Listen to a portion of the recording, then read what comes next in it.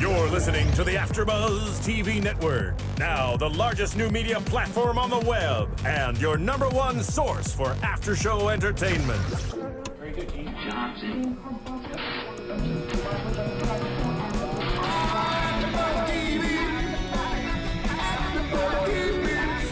The AfterBuzz Studios in Los Angeles, California. Presented by Maria Menounos and Bing.com and streaming live thanks to Akamai Technologies. This is AfterBuzz TV's Under the Dome After Show.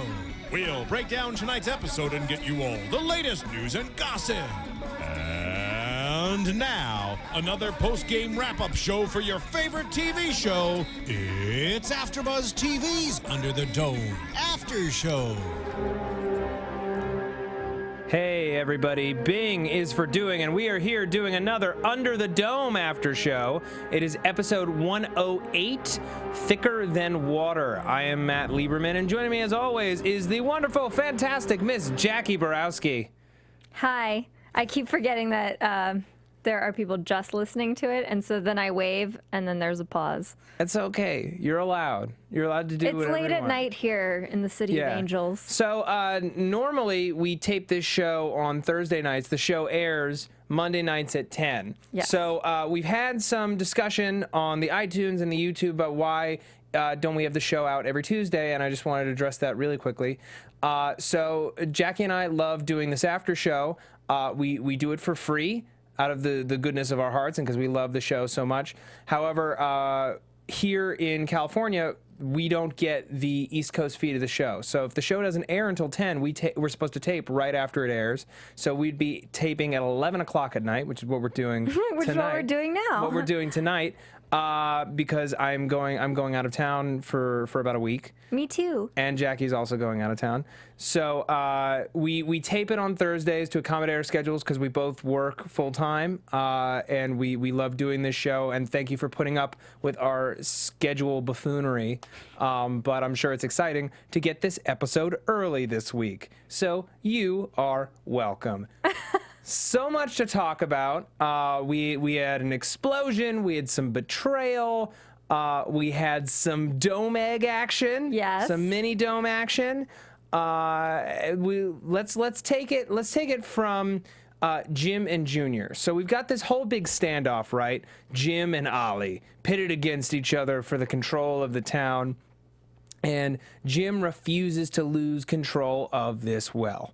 He wants it so badly he can taste that water, and Ollie has banded together all the other farmers It's to because get him to it's back the only off. thing left that he doesn't have control of, really. And he's not used to not being in control. Absolutely. Well, it's the one major factor that he can't control, and it's probably the most important factor going forward. Because in that exchange that he has with Angie briefly, he's like, moving, you got to be smarter moving forward. She's like, moving forward, does that mean you don't think this thing's ever going to go away? And if it doesn't go away, water is the single most important resource. 100%. That's how we grow the food. And also, you can't survive more than, 2-3 days without water? It's like barely 2 days I don't know as you for take sure. a sip of water. I don't know for sure. I Okay. can't survive without like 10 minutes. I'm pretty sure it's 2 days. I'm pretty sure it's 2 days without fresh water. But he and Junior, their relationship got even more strained this week to the point where Junior had a shotgun pointed in his dad's face. And how about, like, when he cracked him with the butt of that shotgun? That was... I definitely thought it was going to take him longer to revive after Yeah. that hit because it looked pretty hard. That was a big hit. Yeah. That was bigger than the hit that Jim Rennie put on the guy who called him Big Jim Rennie because he wasn't very big. Yeah. Yeah.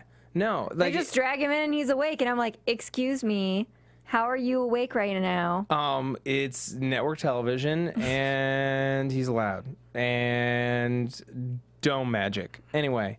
Either that or he has a really thick skull, which I think is another option. Yeah.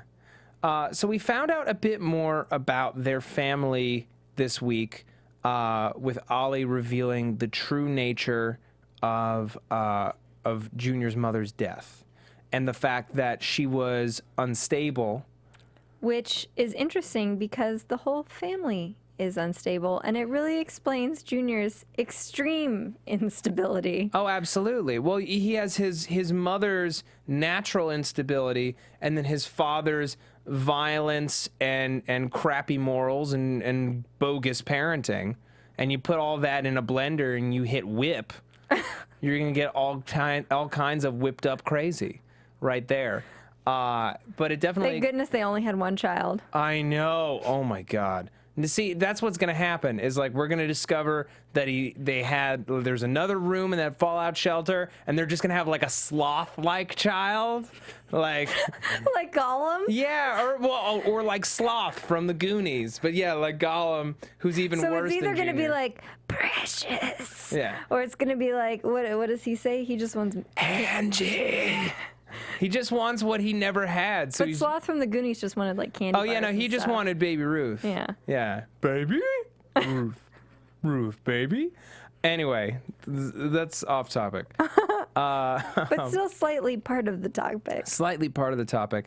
How great was Dean Norris in that scene where he's We're breaking getting gross down? with our love for Dean Norris, but I I don't can't care. help it. I I can't help it. If loving Dean Norris is wrong, I don't want to be right. If loving Dean Norris is wrong, we don't want to be right. Stephen Lemieux from the booth. Joining in on that sweet, sweet groove action.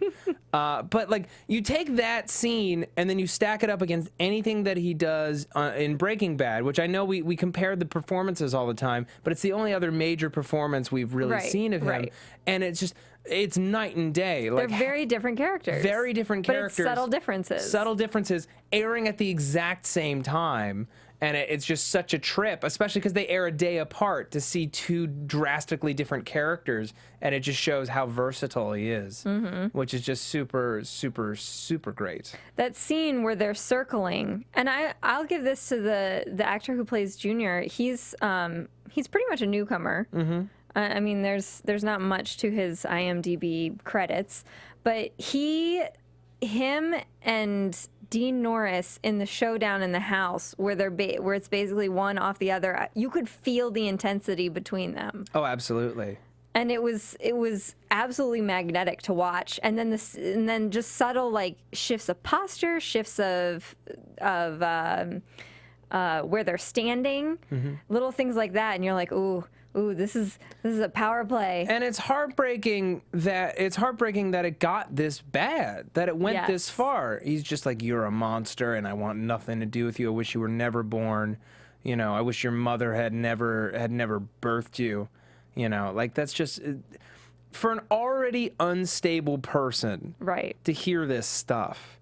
It's only pushing him further and further towards the edge, as evidenced by what happened later in the episode. Which is weird because in the end of the episode, he stands with his dad, Yeah. which, you know, I totally didn't see that coming. No, but at the same time, you can't kill Big Jim Rennie this early in the game.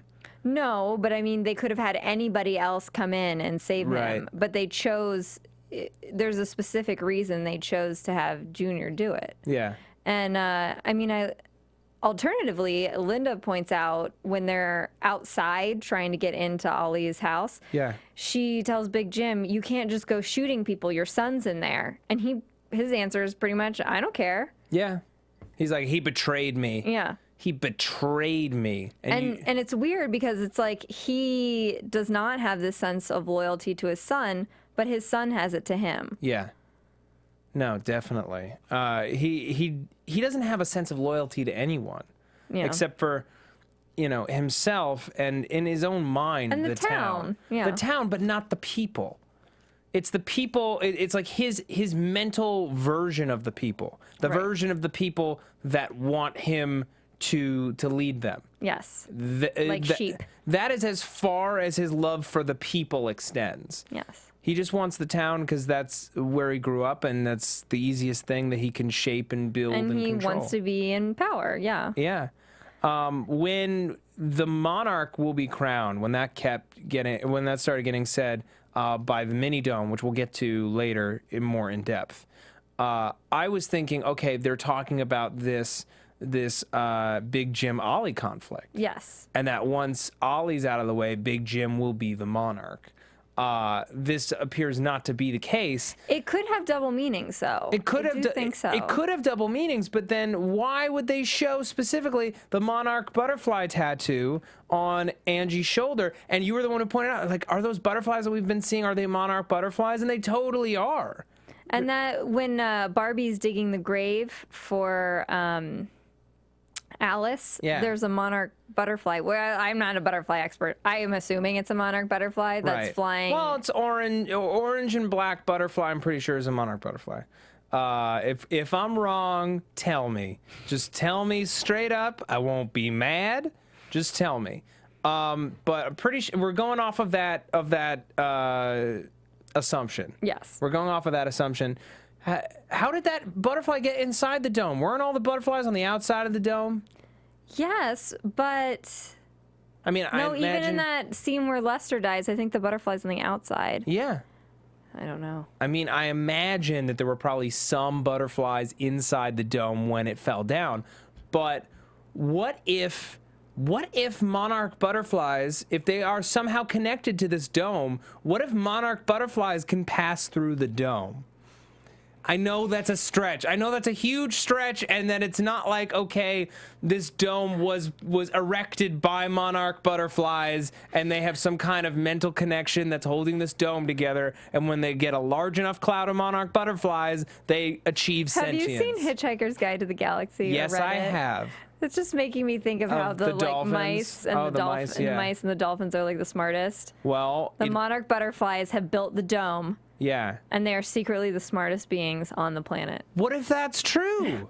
Seriously, though. I mean, they're the ones who have been keeping the planet going by pollinating plants. And looking beautiful as they do it. Yeah, you know, like it's entirely possible. We can't dismiss this train of thought. That is true. Just because it sounds wackadoo crazy. That's the great thing about this show. We can sit here and we can spout as many crazy theories as we want, and they could totally be right because we don't have enough answers to conclusively prove them wrong. That is true, and crazier things have happened on the show. Yeah. Like Junior siding with his dad. And do you think that, and here's my thought, do you think he actually meant what he was saying about the Trojan horse, or did he just come up with it? Because it seemed to me like Junior's so reactionary. I feel like everything he's done for the most part up until this point has been pure emotion. Yeah. So he has like the emotion where he's like, I'm mad at my dad. I'm going to join Ollie. And then he has the emotion where now I'm feeling all sad about my mom and like feeling connected to my dad.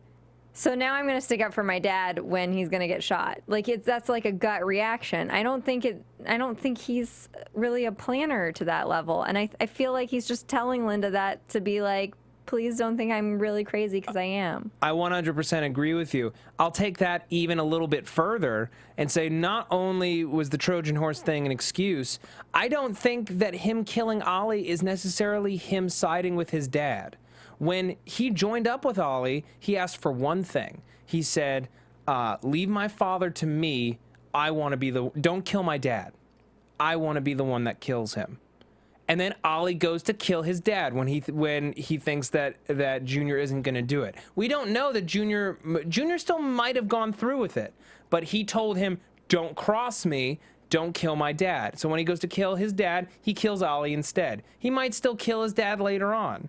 That is true. He still might kill his dad. I do think that seeing his dad break down in tears, which, I mean, like, I have to imagine he's never seen that before or hasn't seen that since his mom died. And again, what great acting from Dean Norris. Absolutely. It was a really, really amazing performance.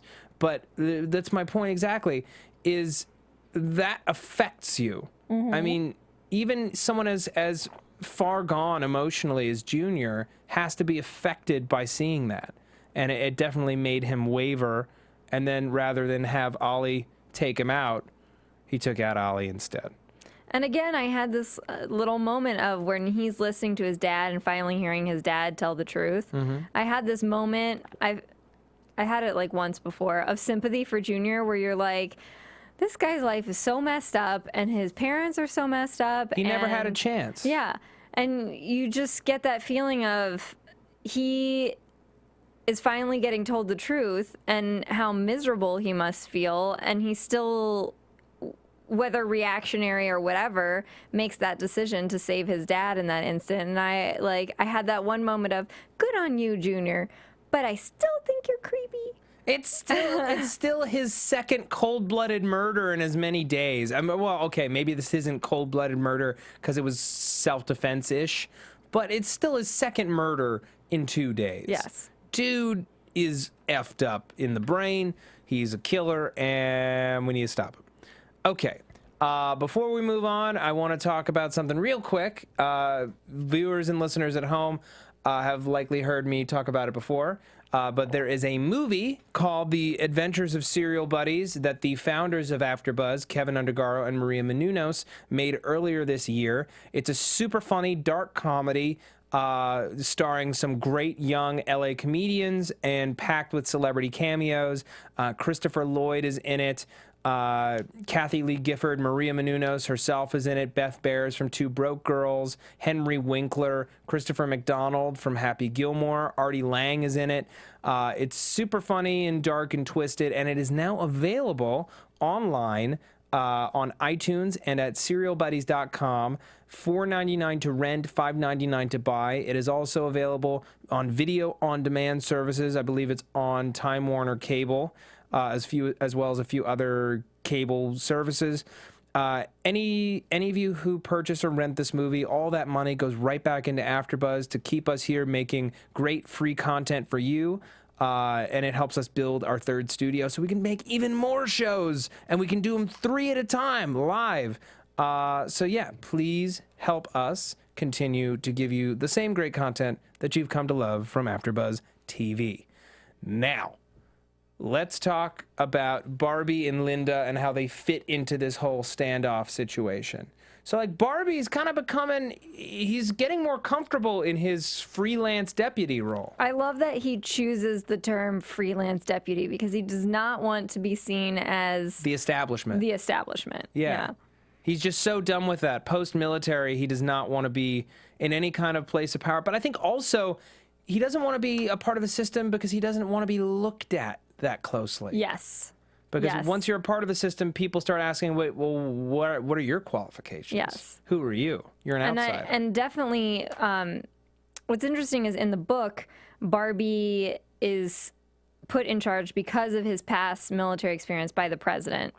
They get like an order. They get like a call from the president, and he's put in charge. How did they get a call through the dome? They can get calls and the internet through the dome. Not in the book. It's not a call from the president. It's a call from a colonel who's working for the president. Okay. But yeah, they can get calls and the internet through the dome in the book. Oh, so this dome is more draconian than that dome. Yes. Dang. Okay.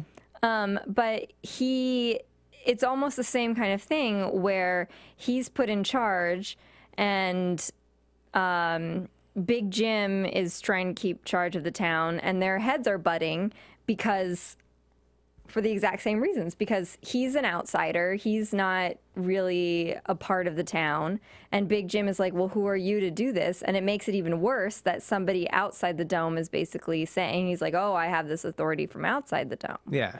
You know? But he doesn't necessarily want it either. No. I think he'd rather live a quiet life after what he's seen in the military and working for the mob. And now he's wrapped up in this relationship, which he still hasn't told her that he killed her husband. And then they're having that conversation while he's digging a grave, and she's like, nice grave work, Army Corners. And he's like, I think that is more to do with beds. Yeah. And she's like, oh yeah, as she thinks of him in her bed. This guy. Oh my gosh. And didn't she say something about partners dying or something?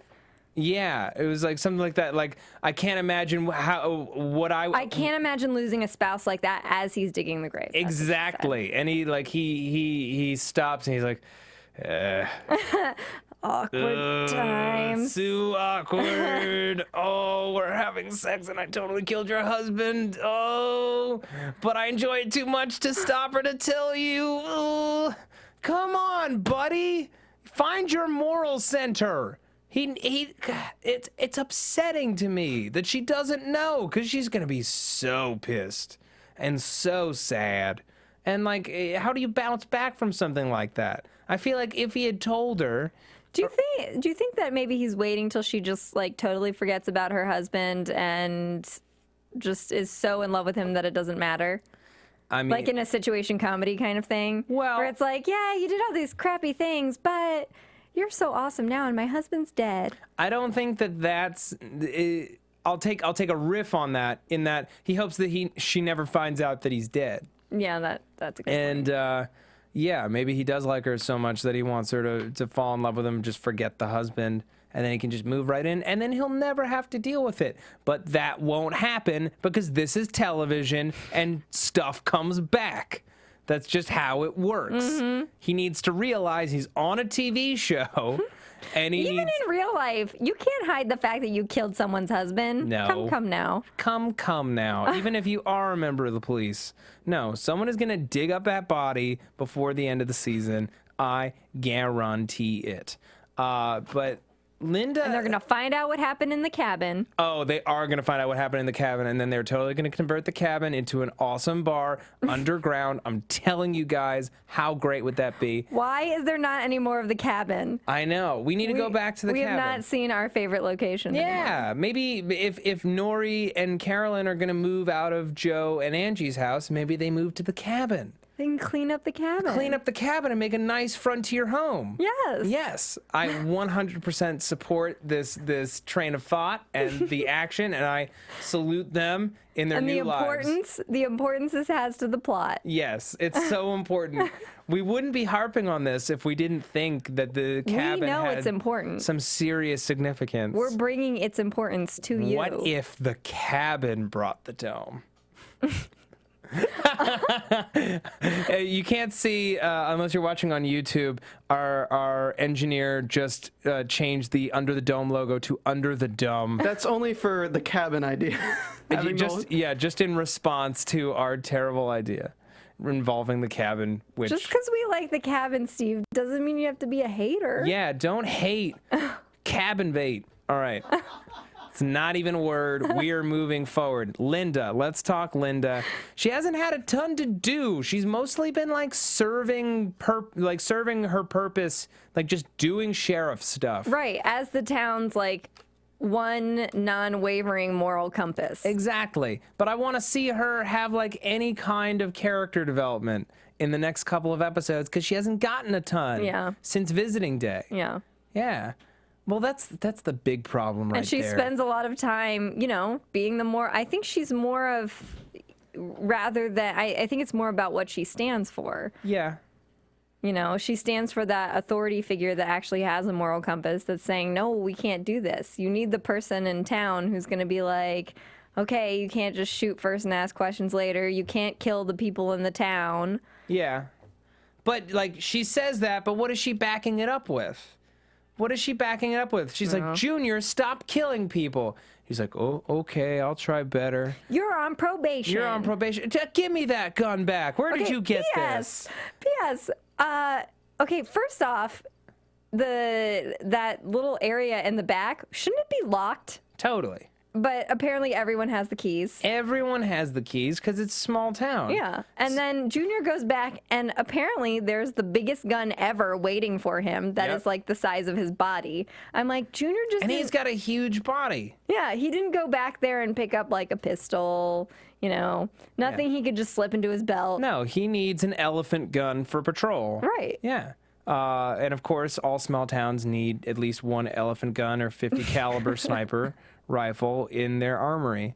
I just want to see her get some kind of character development. The problem is, and I think that this is why we haven't gotten a ton of stuff for her, is that the creators might not know who to pair her with for story. Because, like, Barbie and Julia have chemistry. Barbie and Joe have chemistry. Julia and Joe have a storyline related to the dome. She's not. Linda isn't going to get a romantic storyline because we've met her husband outside the dome, and she still loves him. So it's kind of like, well, what stories do we tell with her other than sheriff stories? Right. And I hope that we get to see some variety coming up. Yes. Yeah. Really quickly, thank you to everybody who's reached out to us on YouTube and on Twitter and who have commented or reviewed on iTunes. Please keep it up. We love getting feedback, and please continue to review us on iTunes because that is how we get tracked here at AfterBuzz, and it's how we know that we're doing a good job. And a shout out to a new viewer who's watching from Seattle. I saw on the YouTube comments section earlier today. So we like to shout read out the comments and respond to the comments. Yeah, because you guys rock. You watch our show. We make this show for you. So let's just be one great big family under this dome called life. Under the dome of life. Under the dome Next of to the life. cabin. Next to the cabin. Okay. So, Cabin bait. yeah, let's Cabin. Let's cabin bait. Yeah, let's cabin bait. Let's turn this cabin up another notch. So, Joe and Julia. Joe is not sure what to do. He's like in dumb teenage boy mode. He's in dumb teenage boy mode where he doesn't understand how girls work when they're mourning their dead mom. Okay, Joe, you gotta smarten up, buddy. And I'm really sad that Alice didn't come back to life. I was really waiting for zombie Alice. She It's still very might. upsetting. She still might. There still might be zombie Alice. We I got did some not Pink see her Star buried. action. We got some Pink Star action this week, which the Pink Star action, I'm going to just start talking about this now because there's no way we're not going to not talk about it. So the Pink Stars started moving when this week? I'm pretty sure it was when... The last episode. No. But then this week, we first saw them, I think, when Nori told Joe that they shouldn't be around each other. Oh, yes. And then we got major activity from the egg. So we know that the Pink Stars are driven by their emotions. Yes. So curiouser and curiouser. And Joe feels bad because Nori's saying, you know, it's our fault. It's our fault. And it's also your fault that my mom is dead. If we hadn't gone to that mini dome, if we hadn't touched it, my mom would still be alive, and that is your fault. Really heavy to drop on a kid, especially when you've only been dating him for like a week. Jesus. She was just upset. And Joe was the nearest scapegoat. He's dumb and she's difficult, and God, I just want them to be happy. It's a problem. I want them to just be smarter with each other, and he needs to be smarter about what he says to Julia. But they're teenagers. It's, you know, that's how, you know, remember when you were a teenager? Yeah, I was dumb too. But Not dumb, but it's just like you had these knee-jerk reactions because you have all these hormones and emotions. Yeah. Oh, I was super angsty, you know. But it's like, I just can't help but expect the world from people, especially fictional people. Yes. Because, you know, you're writing them, so you could write them smarter.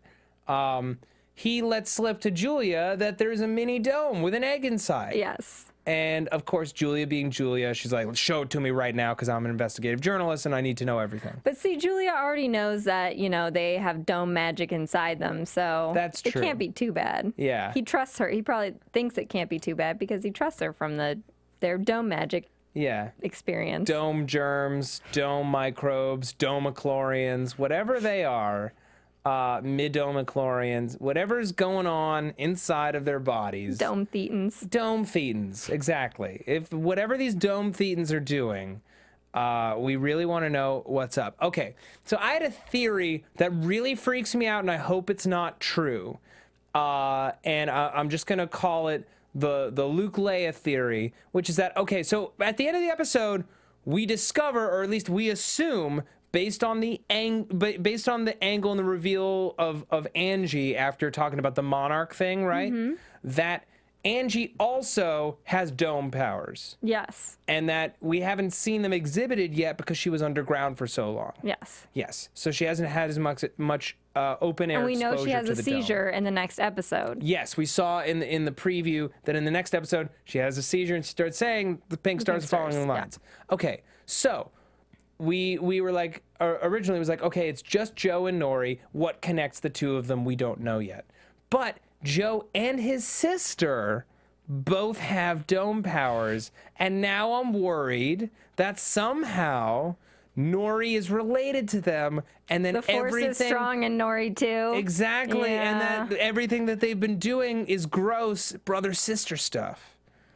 Exactly. That was my face when I first thought of it, and I really But hope it makes sense. it makes sense, and I'm really, really grossed out by it.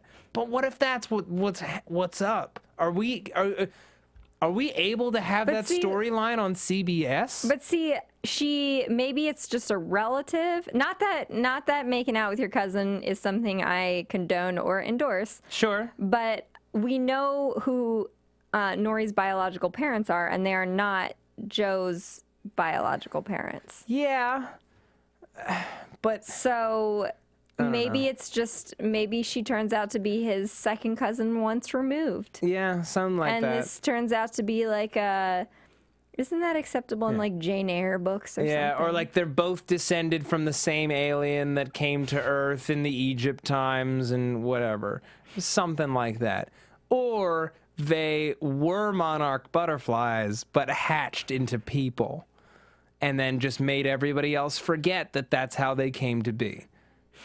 It's an entirely plausible train of thought that we are going to just step off and walk away from. Okay. So he takes Julia to the dome, or to the mini dome, and Julia touches it, and she sees a second Joe. And second Joe speaks. And she touches it like a unicorn again. Yeah, none exactly. None of this mean anger at the dome. Yeah, no beating on the dome. No beating and crying Touching on the it like a dome. unicorn. I just want someone to just go right up to him, just slam their hand on it, just like firm, like a high five. Like, what's up, dome? Like pound the dome. Yeah, give it a little love, a little like prison style. You know, when you got the guy on one side and the other side of the glass, they pound through the glass. That's prison How love. do you know this about prison love? Television, television, movies, books, audiobooks, podcasts, e-journalism. And he just put under the dumb back. Now, I get the sense now that this is what's going to happen anytime that I stray too far into being stupid. Okay. Thank you, Steve. That is a clear reminder to stay on task. So, what is up with this egg?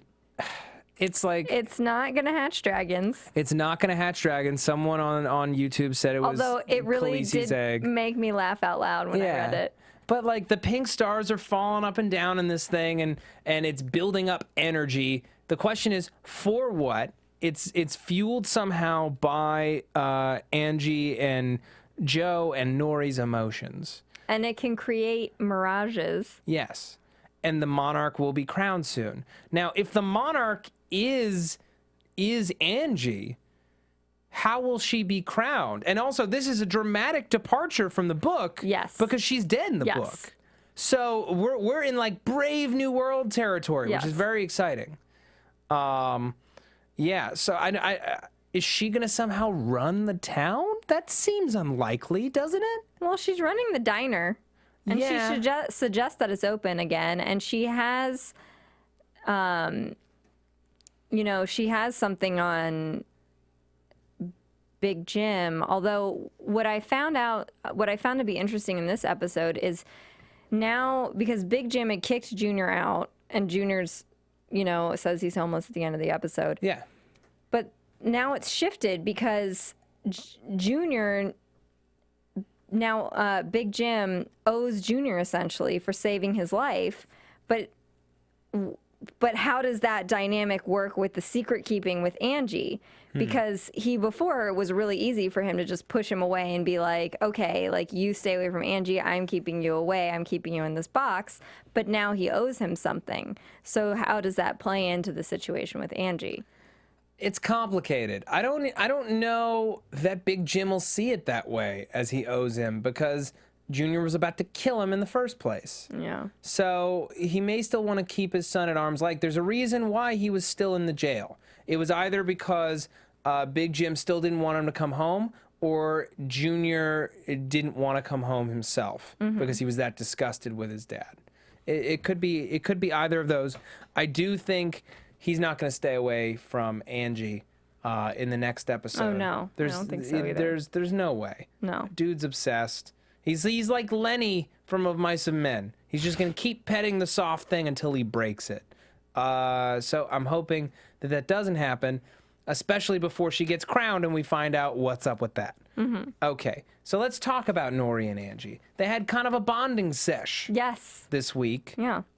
Over snow globes that I'm pretty sure Junior gave to her. Pretty sure. Yeah, because he's the only like rich kid in town who would probably go to all these places. Right. And I mean, she makes, if it was just a normal friend, you'd be like, my friend Matt, but she's like, my friend. Yeah. It's just like listening. Is he here? It's like how Nori was going to camp. Yeah, camp. The same camp that Angie used to go to all the time. Yes. Angie's a handful too. So they have that handful connection. Yes. And which is interesting because they're both like dome children. Mm-hmm. So they have that sort of connection of being outsider misfit people. Dome children don't fit in, you know. Joe is, gangly and dorky and smart, and that's why he doesn't fit in at his school. And Nori's a handful. Angie's a handful. Mm-hmm. So we'll see, like, how deep that connection goes.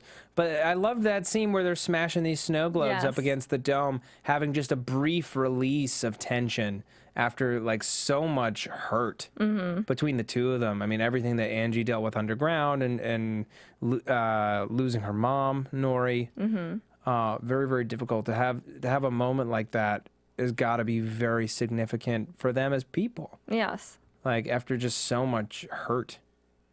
Yeah. So it was just good to see them smiling and laughing. It was. And I like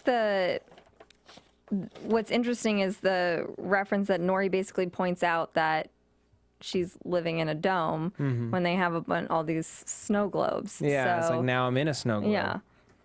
And, Angie makes the point that she's like, I used to think this town was prison, but I've known prison worse than that. So I like those dome within a dome within a dome within a dome. Yeah. Well, after last episode, there could be domes anywhere. Anything can be a dome, and anyone could be a dome. Yes. I'm going as a dome for Halloween. Ooh, that's a cool costume idea. I mean, well, I guess, you just hang a dome around yourself. And then you wear a shirt with Chester's Mill on it. There you go. And then you, like an American Idol, you just cross them off when they're gone. Oh, and the skirt can be like the ground, like the earth. Oh, come on. It's not under the dome. It's under the dome, and that's a great costume idea. Halloween is imminent. Halloween is imminent, is Steve Lemieux, okay? I think it's time that we roll around to predictions. That's what I think. That was great prediction music. Great prediction music. So do we... Had to take the picture down, guys. And now, your AfterBuzz TV You got me. prediction. Yeah. Everyone on iTunes is thanking you for taking the picture down. Okay, so what do we have? What did we learn this week? Oh, Matt's headshot is up there. We're not talking about Matt's headshot. We're talking about Under the Dome, okay? So what do we know? We have Mini Dome and we have the egg. We know that the Monarch will be crowned. We know that the Dome can speak through its apparitions. And we know it speaks English, We as know you it pointed speaks out. English, right. Yeah. So is it Earth-made, or has it just absorbed enough of our culture that it knows how to talk? Or my guess it's absorbed enough of our culture. I feel like it's the kind of being that learns things very quickly. Okay. And I hope nothing happens to Joe, because there was the point that Joe made to Julia that they saw Alice before something bad happened to Alice. And so now he's worried that something bad is going to happen to him. Although the pregnant woman saw her husband before she had a baby. But her husband's in the military and he might have died. Oh. We don't have any kind true. of... We don't have any kind of context for that. Yeah, we have no firm way to confirm or deny that. I should think that Joe will survive. I think he will survive, but it's definitely interesting to see what happens to him, like with all this information. I think the bad thing could very well be that it's exposed to the town that they have these powers. Yes. Yeah. And then all of a sudden their lives become a lot more difficult. I think that Angie is going to continue to solidify a place for herself in the town in this new arrangement, and is going to have to keep fighting off Junior, who's not going to stay away. I agree with that. And I think that I hope that Phil Bushy is okay, because he got shot in the chest. Yeah, because we have now no doctors left. Yeah. And 5 people have died. We know other people are probably wounded. Barbie basically pointed out to Big Jim, like, your method sucks because people died and I fixed the reservoir anyway. Yeah.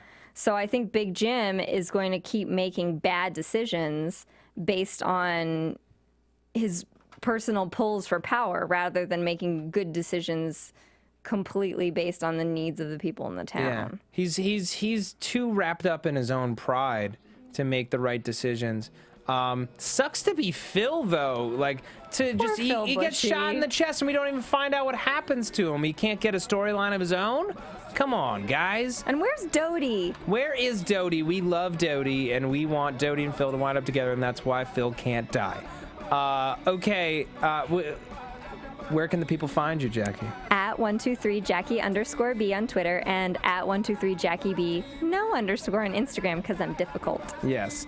And you can find me on Twitter at Matt Lieberman. That's MattLieberman. And you can also find me here on AfterBuzz TV on the Breaking Bad and Low Winter Sun after shows. Thank you guys so much. And we will be back next Thursday with Neil Baer, the executive producer of Under the Dome. Super exciting. So please get ready for that. And we'll see you next week. Thank you. From Bing.com, executive producers Maria Menounos, Kevin Undergaro, Phil Svitek, and the entire AfterBuzz TV staff, we would like to thank you for listening to the AfterBuzz TV network. To watch or listen to other after shows and post comments or questions, be sure to visit AfterBuzzTV.com. I'm Sir Richard Wentworth, and this has been a presentation of AfterBuzz TV. Buzz you later. The views expressed herein are those of the hosts only and do not necessarily reflect the views of AfterBuzz TV or its owners or principals.